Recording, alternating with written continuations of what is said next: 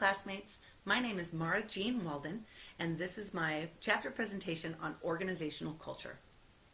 Organizational culture is defined as a system of shared values, norms, and assumptions. Culture can guide members' attitudes and behaviors, and it informs them and influences them on how they should perceive and react to the environment. Culture is made up of four basic elements. The first element is artifacts. These are the things you can actually see. Plaques on the wall, location and design of offices, awards, and ceremonies. The second element of culture are the espoused values and norms. These are things that leadership say are important, behaviors they say they expect. They're different from the enacted norms and values. These are where the rubber meets the road, what people actually value and the norms that actually exist. When the espoused and enacted values align, energy moves towards the company goals. When they are divergent, conflict ensues. If not external conflict between employees or between management and employees, at least internal conflict between what people know they're supposed to do and what the culture actually influences them to do. The final element of culture are assumptions. These are things that have been happening for so long that they are just assumed, which is why they're called assumptions. They're just assumed and they have become a part of the culture. Culture matters because it is so incredibly powerful. A strong, positive culture provides 5 different things for an organization. First, it can provide a competitive advantage. Second, a strong, positive culture clarifies appropriate behavior. A strong, positive culture can energize employees, coordinate employee behavior, and influence employees' discretionary behaviors. In my own experience, the organizations that I have worked with have all been in the education field. My first job at a high school, I experienced 2 different cultures and the unusual event of a culture shift because of leadership. When I first was hired, the administrator was, how shall we say, less than ideal.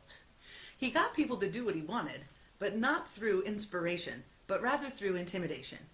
He was one of those bosses with a swear jar, and people just wanted to not make him mad.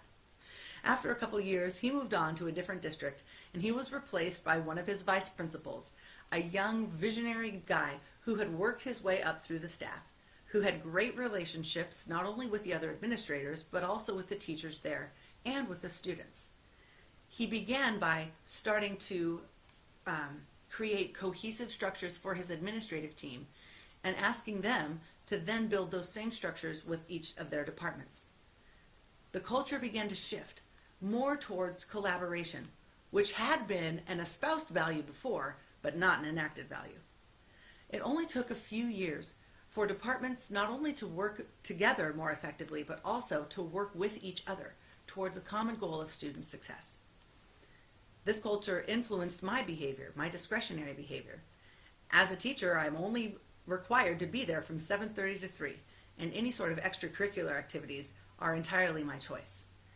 Under this new principle, I enthusiastically stayed late and worked with our leadership team. The next part of our chapter deals with how leaders create and maintain culture. When a company starts, the founder and the original management team shape the initial culture based on their philosophies, values, vision, and goals. The second way that leaders can create and maintain culture is to simply hire employees who share the values and visions of the company. It's easier to find people who fit than to make people fit after you found them. Third, a leader can role model behaviors that align with the culture. And finally, they can purposefully cultivate rituals that define and reinforce the culture. In my experience, one company that I have had firsthand experience from the ground up is called the Boomerang Project. It is based in Santa Cruz, California, and it is focused on teacher leadership training and transition for 9th and 6th graders. The company began in the early 2000s, and I was invited to be on the coaching staff from the very first year. Not only did they look for teachers who were enthusiastic, but they were purposeful in creating rituals that helped to reinforce the culture. 3 elements of the culture were yes and, go big, and total support. These 3 catchphrases were woven not only into the company, but into the training for the teachers and then into the training for the students. They became assumptions, so much so that they became answers to questions. If we were talking with each other about a specific problem we were having at a conference, all we had to do was say, "Go big," and the other person knew that we thought they should be their authentic selves and approach the problem head on. If we said, "Man, I've got total support for you," they knew that we were there for them no matter what they chose. And finally, if we were to say "yes and," that meant that we knew they needed to acknowledge what was happening and then think about how to respond before moving in a positive direction. Another element of culture is how an organization deals with conflict. There are 4 basic management norms: active, passive, agreeable, and disagreeable. And these combine into 4 different conflict styles. An organization might have a dominating conflict culture, a collaborative conflict culture, an avoidant conflict culture, or a passive-aggressive conflict culture. And again, as you can see from the slide, these 4 are made up of the different approaches towards conflict.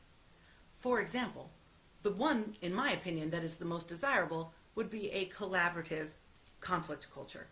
It's one where the problem is actively addressed, but done so in a way where the people are working together to find a solution. The other 3, in my opinion, are not ones to which we should aspire, because they are either disagreeable, people aren't getting along, or they're competing with each other, or it's passive, they're not addressing the problem at all. Another element of culture is inclusion. This is the extent to which majority members value efforts to increase minority representation, and it also is whether the qualifications and abilities of minority members are questioned. In an inclusive environment, there are diverse people represented, not just ethnically, but also gender and age, and those people's qualifications are accepted in the same way that any majority member might be accepted. In today's modern organizations, technology and innovation are 2 huge factors of culture. Technology might be broad or narrow.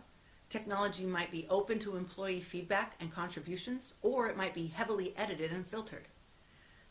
The technology might be updated frequently or rarely, and there might be one internet through which people communicate or several. No matter what kind of technology is used, consistent use of symbols, stories, and ceremonies can help to solidify the culture that is communicated through the technology. Another element of culture is innovation. Innovation is the process of creating and doing new things that are introduced into the marketplace as products, processes, or services. Depending on the kind of organization with which you're involved, innovation might be highly valued, or it might be completely disregarded. As an educator, quite honestly, innovation is usually disregarded. There are 3 types of innovation: radical innovation, which is when something completely new is being created; systems innovation, which is when a new process is created for achieving an end; and incremental innovation, where small changes are made over time. Finally, those of us who are looking to be in leadership and management roles should know some tools for leading and managing organizational culture. First is to take advantage of the existing culture.